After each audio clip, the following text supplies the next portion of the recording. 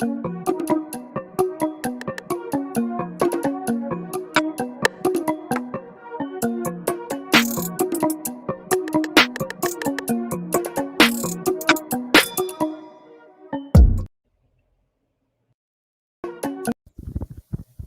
hello. Welcome, everybody. This is Siosi Samuels, Managing Director of Faiā. It's been a minute since we've last spoken with one another, but I thought I'd take this time to have a sit down with our new Assistant Director and tell you all about what we got in store for 2022 and beyond. And of course, learn more about our Assistant Director, who is here with us right now. So, Alyssa. There we go. Hey, Alyssa, Hey, how's it going? good. Thanks for getting me on. Yes, it's good to finally get you live and have everyone be aware of who you are. So maybe let's go straight into it. Would you like to just share a little bit about yourself, of course, your full name, and let's go into your career history. Sure. Okay, so my name's Alyssa Gutierrez. I am from Australia, so most of my background has been working in the tech startup space over there. My work's involved being involved in financial technology, ed tech, building and growing those startups in those spaces, in those sectors. Perfect. And you started working at a very young age, I believe. Yeah, I did. So yeah, I want to maybe just tell us a little bit about what led you to starting work so young and where that drive came from.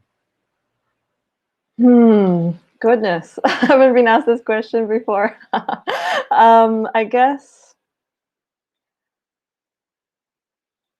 what I can say is I never had the intention of climbing up the ladder. I didn't know anything about the ladder. I just put forward a lot of solutions. And because I just thought they were just needed, I thought processes had to be digitized. I remember having a desk full of paperwork and manually have to do everything, and I'm like, this doesn't seem right. So when I got on one of my first jobs, it was just an administrator role, and then next minute I was building up the system, building up processes. Then I started training the national teams for it and to digitally transform the organization. And then from there, it equipped me with foundational skills of what digital transformational change is required in businesses to work efficiently, for starters. And then I realized that because I had to present these projects, I'm like, okay, there's definitely factors of how the business can earn and save money with these changes operationally and from a consumer business level as well. So, yeah. Beautiful. And what sort of led you into some of your later work? Because you, of course, then made your way from Australia to another country. Do you want to share a little bit about that journey? Oh. Well, goodness, in a nutshell. So after Australia, I helped develop an NGO in India. So my work brought me to Germany as well. I just wanted to help. I love building businesses and seeing change, purposeful change. So I did that. And I also wanted to learn some key life skills that I knew that I was missing, and I didn't know what they were. So me leaping from my professional background and exploring a new character of myself outside of my comfort zone was very important. And that brought me to where I am today, coming back into the professional space, especially within the realms of the metaverse and Web3, where, okay, I understand that the metaverse and Web3 is a emergence that isn't going to go anywhere. And as we see the shape of our culture moving towards a more trust and accountability and mindful, purposeful communities, it's really important to me either I be part of that herd, or I be part of that change and lead it. So this is my way of being part of that and staying core to my values of still keeping that human connection between us, and that's very important. And so, what prompted you to want to get more involved with Faiā? What did you see as sort of the convergence, right, of your beliefs and this direction where we have with Faiā, right, which has been around bridging communities in tech? What appealed to you the most? Sure. So before Faia's new direction, we were working with governments and on blockchain adoption and strategies in the South Pacific, and that really hit home to me because I knew that with the work that I will be doing, I can make a difference on a larger scale. A difference that is also for the future. And I think that's really important today, where my work focuses also on the people side as much as the technology side. So being with Faiā, bridging communities and technology, made sense to me. It made sense to me to come out and say, okay, I can be part of this and make a difference in the work that I do. Whether it's something that you see at the forefront or it's something in the background, I know that I'm offering that value in my work. And what was the point that things sort of clicked for you, where you finally understood, right, like what we've been doing with Faiā, and then how that will interlay with what you've been wanting to do? I think it's the type of people that we've been speaking with, the progressive leaders in this space who either know about this digital tech emergence or not, but there is a keen interest of people wanting to know about it. And I guess that back to your question on like that click is, we need to be able to help people get there. People are looking for that, and there's fear also in this space. And I'm just thinking about like this pandemic, and I've seen a lot of my nieces and nephews and a lot of young people, and I'm like, okay, we need to make it work for them. And these are leaders who are speaking with us who want it to work, but need to find a way to make it work, right? And I've noticed that when we touch on like this next generation, a lot of them have children, and they're starting to really understand the obstacles and also their responsibilities in their role. And I think that made it really click for me as well, as responsibilities that I have as an individual in this space. What do you think is missing in the current, metaverse universe and the Web 3.0 arena? What's missing? I think it's definitely the maturity of culture, inclusivity, having people come together, and having it rooted down by human connection rather than having us being at the mercy of these systems. The foundations of this technology is still being experimented, and we're still playing with it, which is great. But I think for us to really start taking advantage of its full potential, we need to first identify its purpose for us, our cultures, and our communities. So, yeah. Yep, I hear you. And so, in terms of the future, right, and where we're headed, do you want to talk about sort of Faiā's direction now and what you look to sort of imbue into the company as we move forward in this space? Sure. With Faiā's new direction, so as I've said already, we're going to be focusing, still bridging community and technology, however, with a focus on community culture and purpose. So that involves our customers, our clients, our community-based understanding the importance of community first before we implement new technologies or alongside. What we're going to be seeing a lot more in the future is educating the masses about this space. the baby steps of this cognitive leap, because it can get quite overwhelming. And what I'd love for Faiā, what I'd love to see is we walk hand in hand with these leaders who implement technologies that will be beneficial for everybody to walk towards this change, feeling secure and safe, and also leverage of like the future of the next generation and their digital native skills as well. So I can see the adoption being just around the corner. We just have to help make that work. Exactly. And, we've spoken about companies and startups, right, having this product-led approach. And now with this space, we're starting to hear more about a sort of community-led approach. What does this mean to you, and why do you think this shift is occurring now?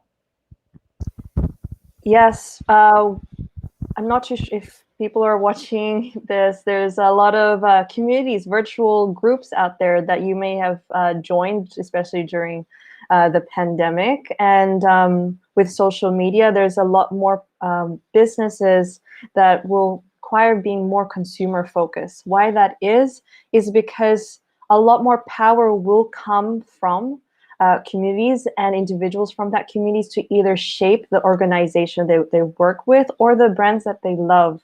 And for a business, they would have to pivot and change in that way, rather than the other way that we've been working on for these last couple of decades.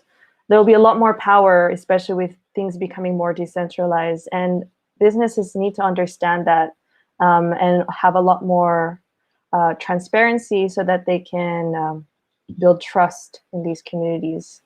Lots of people will be moving between different communities as well. So whether you think that you're in the metaverse or not, it will be part of it. That will be part of that Web3 evolution.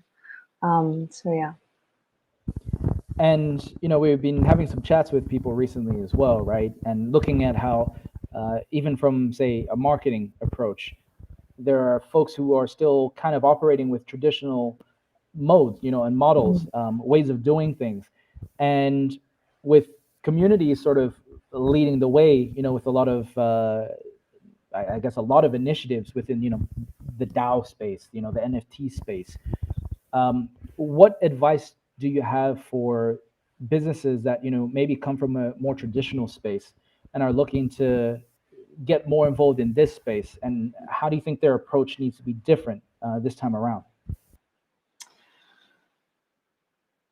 For the folks like that who are not aware of this space, the best advice I can give right now would be to, one, educate yourself and look at your business and see what things can be digitized or what things are not digitized, as an example. And also look at your community, your consumers, their demographics, because I'm sure a lot of them have changed as well. And I think a lot more of us business owners should look and tap into these communities and say, what is it that you guys want? Get that feedback. That feedback is very important now, and experiment and play with it. I know that it's not easy jumping from a brick and mortar shelf storefront to I'm gonna 3D model all of my products and I'm gonna put it out there and have a virtual store and have everything be virtually viewed. We're not gonna say jump there. We're gonna say just look at what you've got right now and ask your community. And but first, educate yourself in this change. And there's so many examples these days of businesses who lost part of this transformation. You don't want to be a blockbuster, as an example. Exactly. Yep. And that's one of the interesting things is, the way that I think people are interacting now. More people are going remote, right? And we're seeing these decentralized organizations becoming a lot more popular. Digital avatars now becoming more important than their physical avatars online. So maybe let's touch on the remote work side of things. As we're seeing things become more decentralized, Faiā ourselves, right? We are working remotely and distributed. What do you think this will have an effect on in terms of the way that we work in the future? I guess again, it's going to go back to a lot more of the a lot more power to the employees. The employees, however, will require your team will require structure to move into this space and to move into a DAO, decentralized autonomous organization structure. It's a long word, and for them to stay.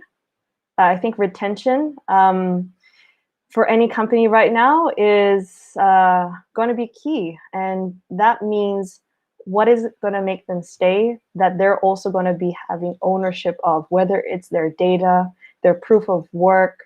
I mean, a lot of university institutions are also, the university degrees are going to be on the blockchain. So what is it going to shift for your organization to keep people on, so that they can, one, live the life that they want to live, be part of a community, and still value the work that they're doing with you. And what are your views on the NFT space? There's, of course, a lot of attention on it right now. Yeah, what are your views on it? I think the NFT space, I think many of us know, is booming. If you haven't already checked out, a lot of big brands understand their communities really well. We've seen Nike, I've seen Budweiser, the beer brand, creating their own NFTs as well. Artists, it's an amazing platform for our artists, our culture to be on chain. However, I really see a massive opportunities for NFTs in terms of anthropology and culture, and preserving that, and also having countries and those traditional communities get back royalties from that. I believe that things from the archives can come out and be shown to the world, and have everybody having a piece of that, or being able to see it. And we were not all able to go to these museums, right? And lots of things are stored. So I believe NFTs can, one, work very well in that space, and it already is looking great in the in this whole branding space that we have, from baseball trading cards to what they are today. And what sort of opportunities do you think exist for governments in this space? In the NFT space, Mm-hmm. or just blockchain space? Well, let's start with the NFTs. But since they include blockchains anyways, let's start with the NFTs and then into the blockchain. I see NFTs helping countries preserve culture. I really see them. There's this whole talk about digital twins and ensuring these cultures. Now, the link between us going to Metaverse and Web3, people are scared of us losing out on that link between human touch. But really, it's an opportunity for us to have new ways of preserving and keeping culture alive, and without forgetting the importance of ritual as well. At Faiā, we're really big on that. So that's what I see in regards to NFTs for governments. Okay. And then I guess then on the more general blockchain front, obviously we've got some experience working with governments in the South Pacific. So what do you think will be expanded upon, say, in the next 5 to 10 years? So recently, you were on a panel at the AIBC Summit and talking about CBDCs as an example, right? And a lot of those people on that panel understood that, yes, digital money, or what we call crypto at the moment will help us move in this digitization a lot faster.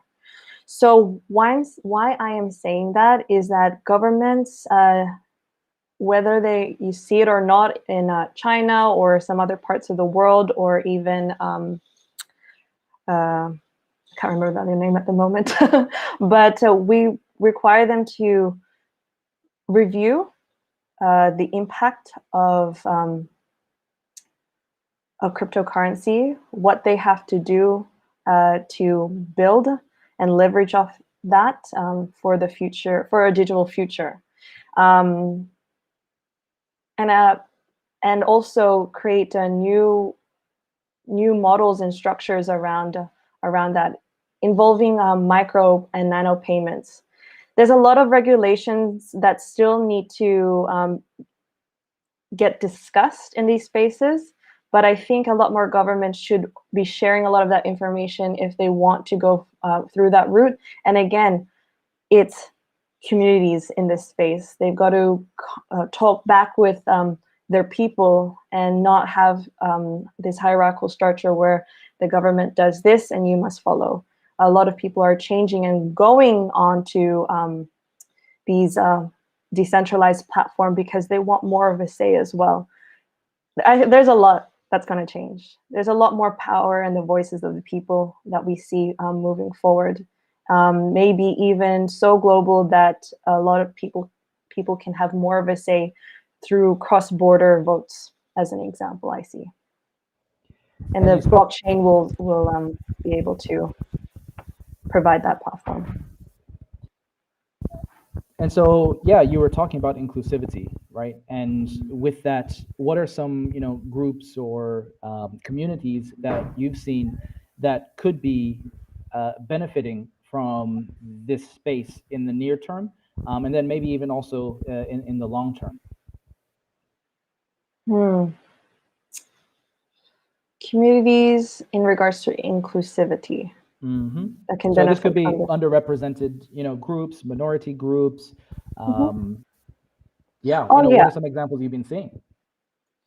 I mean, there's a lot. I'm just trying to think. I guess aside from minorities, because I know that's huge, it's very, very important. But aside from minorities, which is, I think everything will be quite genderless anyways in Metaverse. But the industries I think that need to step into this space are ones that we don't often think about. So I guess everything from anything other than tech, whether you're a clothing business or you are in health, if you're a health professional, you're in the health industry, this space is going to be very important. If you're in an industry where you collect a lot of data, you guys have to be, that's a space for this as well. Yep, and then that can be really any industry under the sun, where data is literally going to be. People have been speaking about data being the new oil, especially within the blockchain space, and I think there's still a lot of room, right? Whereby right now, I think everybody's still valuing things except for the data, even within the blockchain space, everything's still valued in fiat. So definitely see 10, 20 more years for this whole space to mature. Oh, yes. So what are some other observations you have about, I guess, in terms of this future that we're moving into, right? With Facebook rebranding itself to Meta, and more people sort of being open to this idea of mixed realities. What is your hope or your wish that, as we move into an increasingly digital world, what do you hope is maintained or we keep intact as we move into that type of realm? Yes. So what I've been saying right from the beginning is not losing our human connection and that value between each other, because we are the creators of this space. We are the creators of this metaverse, and we must not forget that. Whether or not we are avatars in this space, we are still connecting with real people behind our technology. And we have to be very mindful of that and take care of each other. So I think that's really important. Perfect. And is there anything that you'd like to share from the Faiā side, coming up soon that you're excited about?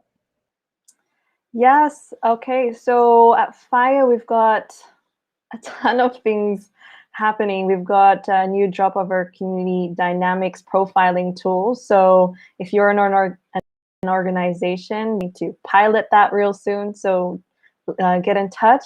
Other than that, we've got our webinars. So it's December now. We've got a couple more till the end of the year. And that's an intro to the metaverse and another on future of work. We want to be able to build a network, which we're going to be calling the Faiā Circle of professionals who either have skills or think they have skills in this space, and for also those who want to learn more about this space and get upskilled. So that, and we've got our Meta Letter Pro. So if you want to get deeper insights, do subscribe with us, and we'll catch you there. Perfect. And I guess last but not least, Alyssa, how can people get in touch with you if they do want to connect, on social, across the web, and maybe into the future metaverse?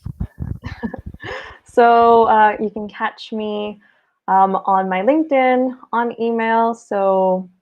Or I'll add my Twitter handle here. George, can I do that?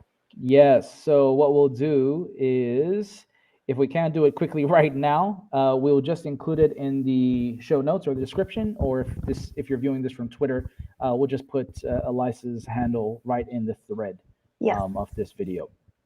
So, okay, any last sort of wisdom nuggets or piece of advice you'd like to share with everyone before we sign off? What can I share? Pieces of nuggets of gold. Goodness. Yeah, educate yourself and reach out. What's so great is that there's a lot of help available in this space. And there's a lot of, what's the word called?